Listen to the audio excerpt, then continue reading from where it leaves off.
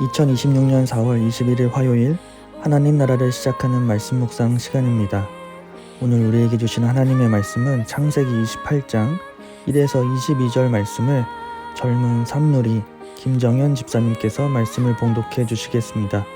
하나님의 말씀을 경청하십시오. 이에 이삭이 야곱을 그에게 축복하고 또 당부하여 이르되 너는 가나안 사람의 딸들 중에서 아내를 맞이하지 말고 일어나 바다나람으로 가서 내 외조부 브누엘의 집에 이르러 거기서 내 외삼촌 라반의 딸 중에서 아내를 맞이하라. 전능하신 하나님이 내게 복을 주시어 내가 성육하고 번성하게 하여 내가 여러 족속을 이루게 하시고 아브라함에게 허락하신 복을 내게 주시되 너와 함께 내 자손에게도 주사 하나님이 아브라함에게 주신 땅 곧 내가 거류하는 땅을 내가 차지하게 하시기를 원하노라. 이에 이삭이 야곱을 보내매 그가 바다나람으로 가서 라반에게 이르렀으니 라반은 아람 사람 보드엘의 아들이요 야곱과 에서의 어머니 리브가의 오라비더라. 에서가 본즉 이삭이 야곱에게 축복하고 그를 바다나람으로 보내어 거기서 아내를 맞이하게 하였고 또 그에게 축복하고 명하기를 너는 가나안 사람의 딸들 중에서 아내를 맞이하지 말라 하였고 또 야곱이 부모의 명을 따라 바단 아람으로 갔으며 에서가 또 본즉 가나안 사람들의 딸들이 그의 아버지 이삭을 기쁘게 하지 못하는지라. 이에 에서가 이스마엘에게 가서 그 본처들 외에 아브라함의 아들 이스마엘의 딸이요 느바솥의 누이인 바알랏을 아내로 맞이하였더라. 야곱이 브엘세바에서 떠나 하란으로 향하여 가더니 한 곳에 이르러는 해가 진지라. 거기서 유숙하려고 그곳에 한 돌을 가져다가 베개로 삼고 거기 누워 자더니 꿈에 본즉 사닥다리가 땅 위에 서 있는데 그 꼭대기가 하늘에 닿았고 또 본즉 하나님의 사자들이 그 위에 오르락 내리락 하고 또 본즉 여호와께서 그 위에 서서 이르시되 나는 여호와니 너희 조부 아브라함의 하나님이요 이삭의 하나님이라. 내가 놓아 있는 땅을 내가 너와 내 자손에게 주리니 내 자손이 땅의 특길같이 되어 내게 서쪽과 동쪽과 북쪽과 남쪽으로 퍼져나갈지며 땅의 모든 족속이 너와 내 자손으로 말미암아 복을 받으리라. 내가 너와 함께 있어 내가 어디로 가든지 너를 지키며 너를 이끌어 이 땅으로 돌아오게 할지라. 내가 내게 허락한 것을 다 이루기까지 너를 떠나지 아니하리라 하신지라. 야곱이 잠이 깨어 이르되 여호와께서 과연 여기 계시거늘 내가 알지 못하였도다. 이에 두려워하여 이르되 두렵도다. 이곳이여 이것은 다름 아닌 하나님의 집이요 이는 하늘의 문이로다 하고 야곱이 아침에 일찍이 일어나 베개로 삼았던 돌을 가져다가 기둥으로 세우고 그 위에 기름을 붓고 그곳 이름을 베델이라 하였더라. 이 성의 옛 이름은 루스더라. 야곱이 서원하여 이르되 하나님이 나와 함께 계셔서 내가 가는 이 길에서 나를 지키시고 먹을 떡과 입을 옷을 주시어 내가 평안히 아버지 집으로 돌아오게 하시오며 아버지께서 나의 하나님이 되실 것이요 내가 기둥으로 세울 이 돌이 하나님의 집이 될 것이요 하나님께서 내게 주신 모든 것으로 10분의 1을 내가 반드시 하나님께 드리겠나이다 하였더라. 오늘 본문은 우리가 익히 잘 아는 장면 중 하나입니다. 야곱이 베델에서 하나님을 만나는 장면이죠. 그런데 이 장면을 자세히 보면 사실 아름다운 신앙 체험의 이야기보단 한 사람의 도망 이야기입니다. 야곱은 지금 집을 떠나고 있습니다. 이 떠남은 새로운 시작을 향한 설레임의 출발이 아니라 형 에서에게 죽임을 당할까봐 도망가는 길입니다. 어떻게 해서 장자의 축복을 가로챘지만 축복은 받았지만 인생의 난이도가 급격히 올라갔습니다. 동생을 죽이고자 하는 형을 피해 어쩔 수 없이 가족을 떠나 혼자 광야길을 걷게 되었습니다. 야곱의 처지는 처량 그 자체입니다. 집도 없고요. 침대도 없습니다. 내일이 어떻게 될지 한 치 앞도 내다볼 수 없는 광야 한복판에 누워야 했습니다. 그런데 바로 그때 그 밤에 하나님께서 찾아오십니다. 야곱이 꿈을 꿉니다. 땅에서 하늘까지 닿은 사닥다리가 있고 하나님의 사자들이 오르락내리락 합니다. 그리고 하나님께서 말씀하셨죠. 15절 말씀입니다.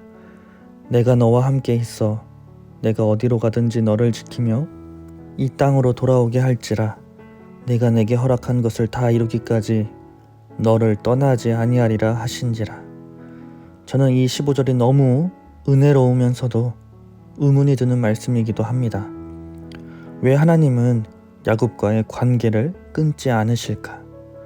오히려 지금 상황을 보면 오히려 형 에서는 억울해 보이고 야곱이 뻔뻔해 보입니다. 야곱은 기도하러 간 것도 아니고 예배드리러 간 것도 아니고 회개를 하고 있는 중도 아니었습니다. 이런 상황이라면 잘못한 야곱이 아닌 상처받은 에서를 찾아가셔야 하는 게 아니라는 생각도 듭니다. 그런데 하나님께서는 야곱을 찾아가시고 선택하십니다. 오늘 말씀을 정의의 차원이 아니라 관계의 차원으로 보려고 합니다. 즉 하나님은 공평이 아니라 관계를 먼저 보신다는 뜻입니다. 사랑은 늘 공평만으로는 설명되지 않습니다. 하나님은 야곱을 봐주고 편애한 것이 아닙니다. 이후 이야기에서 알듯이 야곱은 정말 많이 깨지거든요. 그럼에도 하나님은 야곱을 절대 버리지 않으십니다. 이것이 오늘 나누고 싶은 메시지인데요. 야곱을 포기하지 않으시는 하나님에 더 집중하는 것입니다. 베델에서 하나님께서 야곱에게 주신 가장 큰 축복은 하나님의 함께하심이었습니다. 다시 15절 말씀을 세 번역으로 보면 내가 너와 함께 있어서 내가 어디로 가든지 너를 지켜주며 내가 너를 다시 이 땅으로 데려오겠다. 내가 너에게 약속한 것을 이루기까지 내가 너를 떠나지 않겠다. 어떻게 보면 약속의 말씀이지만 사실 그저 하나님께서 야곱과 함께 하시겠다는 야곱을 향한 고백이거든요. 그래서 오늘 본문을 통해 궁극적인 질문은 왜 하필 야곱입니까? 야곱을 향한 시선에서 왜 하필 나입니까? 라는 나에게 찾아오신 하나님을 묵상해야 합니다. 내가 너와 함께 있다 라고 말씀하신 하나님과 그 대상인 나. 하나님께서 가장 중요하게 여기는 것은 문제 해결이 아니라 오히려 하나님과 나 사이의 관계임을 말씀하고 계시죠. 내가 잘해서가 아니라 하나님이 관계를 끊지 않으시기에 야곱의 인생을 붙드신 것처럼 오늘 우리의 삶도 하나님은 그렇게 붙들고 계십니다. 내가 하나님을 붙든 것이 아니라 하나님께서 나를 놓지 않고 계시는 것입니다. 오늘 하나씩을 묵상하며 우리와 함께 하시는 또 하나님을 묵상하며 베델로 나아가는 우신 성도님들 되기를 축복합니다. 주신 말씀 기억하며 기도하겠습니다. 사랑의 하나님, 오늘도 말씀을 통해 도망가는 야곱을 끝까지 붙드시는 하나님의 은혜를 보게 하시니 감사합니다. 우리도 삶 속에서 두렵고 지치고 도망가고 싶을 때가 많습니다. 하지만 그 순간에도 내가 너와 함께 있다. 내가 너를 떠나지 않겠다. 말씀하시는 주님의 음성을 듣게 하옵소서. 하나님이 함께 하심이 더 큰 축복임을 알게 하시고 내가 하나님을 붙든 것이 아니라 하나님께서 나를 놓지 않으셨음을 늘 기억하는 오신 성도님들 되도록 인도해 주옵소서. 오늘도 우리와 함께 하시는 예수님의 이름으로 기도드립니다. 아멘. 오늘 레마의 말씀 사연은 말씀을 봉독해 주신 김정현 집사님의 사연입니다. 제가 사연을 읽어드리겠습니다. 저번 주에 젊은 삼누리 전체 모임이 있었습니다. 요즘 나의 관심사라는 질문에 자녀라는 단어가 빠지지 않고 나왔을 만큼 부모라면 빠지지 않고 자녀의 문제는 언제나 1순위인 것 같습니다. 저도 다른 부모들과 다르지 않기에 저희 자녀 이야기를 해보려고 합니다. 몇 주 전에 아이 학교에서 부모 참여 수업이 있었습니다. 학교 가는 일은 항상 저에게 어려운 숙제 같았습니다. 아이를 통해서 부모를 평가받는 자리인 것 같고 특히 말이 많고 예민한 엄마들이 많은 저희 아이가 속해 있는 학년은 매년마다 더 긴장감을 가질 수밖에 없는 것 같습니다. 저희 학교 생활을 잠깐 이야기하자면 1학년 때 담임 선생님은 사랑보다는 엄격을 선택하신 분이셨고, 세상의 기준으로 보면 너무 부족한 저희 아이는 본인을 힘들게 하는 아이였습니다. 그러다 보니 분위기를 항상 망치는 아이로 인식이 되어서 친구들과 사귀는 것은 너무나도 어려운 일이었습니다. 그렇게 버거운 1학년을 마치고 2학년이 되어서는 담임선생님이 5번이 바뀌는 상황이 되었고, 선생님과의 좋은 추억을 만들지 못하고 고학년이 되었고, 그 자리를 가는 저는 당연히 평가받는 자리라는 생각을 버릴 수 없을 만큼 버거운 자리였습니다. 그렇게 긴장하면서 수업하는 아이를 보는데 제가 너무나 미련한 생각으로 참석하고 있다는 생각이 들었습니다. 예전과 다르게 친구들과도 잘 지내고 있었고, 친구들이 찾아와주고 찾아가면서 어울리는 모습, 선생님의 질문에 거침없이 손을 들면서 답을 하는 자신 있는 모습, 너는 어떤 아이라는 말을 듣고 싶니? 라는 질문에 끈기 있는 사람이라는 말을 듣고 싶다는 말을 들으면서 제가 아주 잘못된 생각을 하고 있구나. 내가 낳았지만 저희 아이는 하나님의 자녀이고 항상 부족함 없이 주님께서 채워주고 계셨구나. 저보다도 교회 가기를 좋아하고 기도도 열심히 하는 저희 아이는 목자 되시고 부족함을 채워주시는 분은 누구보다 잘 알고 있다는 생각이 들었습니다. 시편 23편은 항상 저에게 이렇게 말씀해 줍니다. 내가 사망의 음침한 골짜기로 다닐지라도 해를 두려워하지 않을 것은 주께서 나와 함께 하심이라. 주께서 내 원수의 목전에서 내게 상을 차려주시고 기름을 내 머리에 부으셨으니 내 잔이 넘치나이다. 아멘. 예나 지금이나 시편의 23편의 말씀으로 내 마음이 요동칠 때면 다시 주님께 돌아와야 하는 이유, 그 자리가 있어 내가 얼마나 복된 삶을 살고 있는지 알려주시고 보여주시고 계신다는 살아계신 말씀입니다. 세상의 기준으로 보면 저는 진짜 별거 없는 그냥 평범하고 재미없는 인생이지만 시편 23편은 항상 제게 너는 이미 부족함이 없어 힘들면 와서 쉬어 내가 인도해 줄게. 나쁜 마음이 가득할 때면 내가 선하잖아. 여호와의 집에 있어 나만 따라와 라는 이 말씀이 저를 살게 하시는 이유이자 제 레마의 말씀입니다. 제가 성도님들과 듣고 싶은 찬양은 나의 삶은 복되다입니다.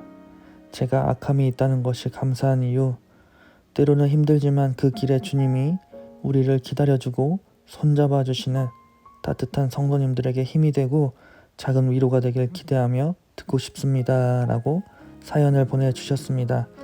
우리 정현 집사님, 부모의 불안함 대신 하나님의 인도하심을 신뢰하게 된 그 귀한 고백이 참 감동적입니다. 세상의 평가가 아닌 부족함이 없다 말씀하시는 우리 목자 되신 주님만 따라가는 복된 삶이 되시기를 응원합니다. 우리 집사님께서 추천해 주신 찬양 들으시며 더 깊은 묵상 하시겠습니다.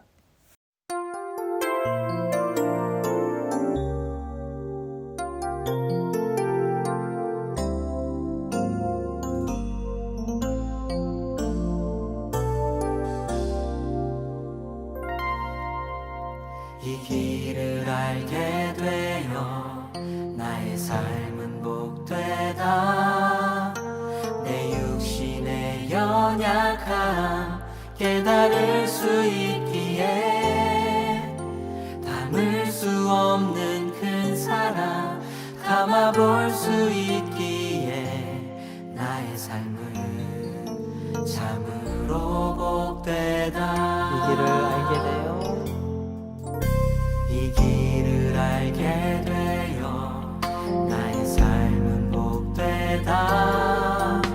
내 육신의 연약함 깨달을 수 있기에 담을 수 없는 큰 사랑 담아볼 수 있기에 나의 삶은 참으로 복되다.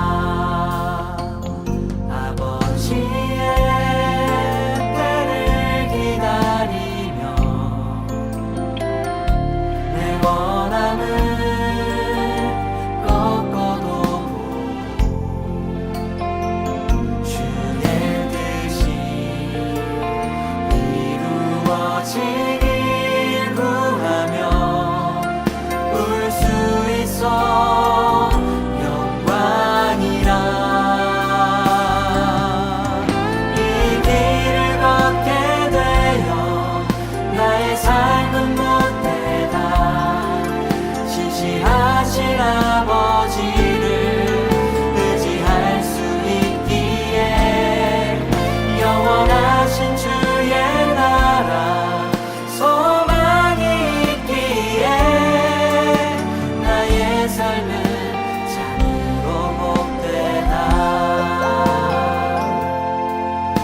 길을 알게 되어 길을 알게 되어 나의 삶은 복되다. 내 육신의 연약함 깨달을 수 있기에 닮을 수 없는 큰 사랑 담아볼 수 있기에 나의 삶은 참으로 복되다. 아버지의 때를 기다리며 아버지의 때를 기다리며 내 원함을 꺾어놓고 주의 뜻이 이루어지길 구하며 울 수 있어 영광이라. 길을 걷게 되어 이 길을 걷게 되어 나의 삶은 복되다. 신실하신 아버지를 의지할 수 있기에 영원하신 주의 나라 소망이 있기에 나의 삶은 참으로 복되다. 이 길을 걷게 되어 이 길을 걷게 되어 나의 삶은 복되다. 신실하신 아버지를 의지할 수 있기에 영원하신 주의 나라 소망이 있기에 나의 삶은 참으로 복되다.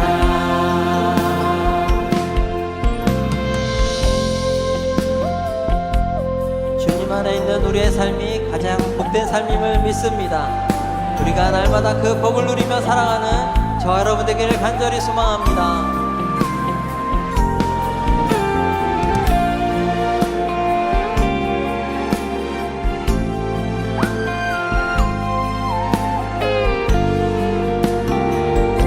아버지의 때를 기다리며 아버지의 때를 기다리며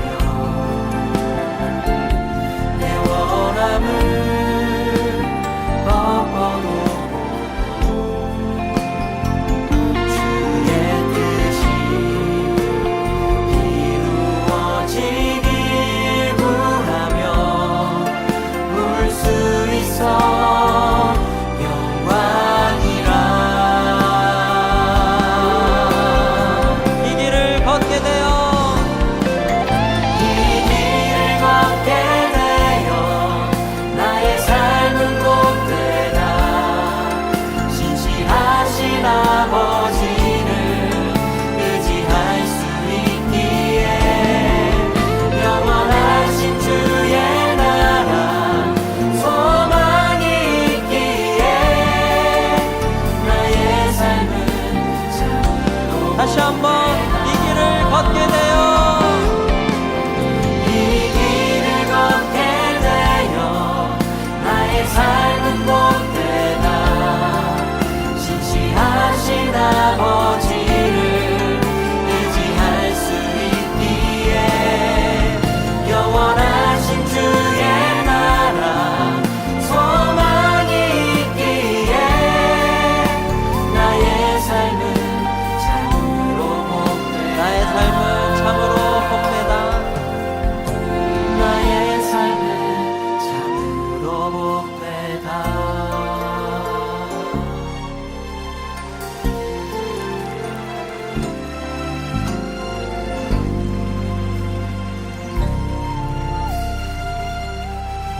아멘. 우리의 삶이 참으로 복된 삶임을 믿습니다.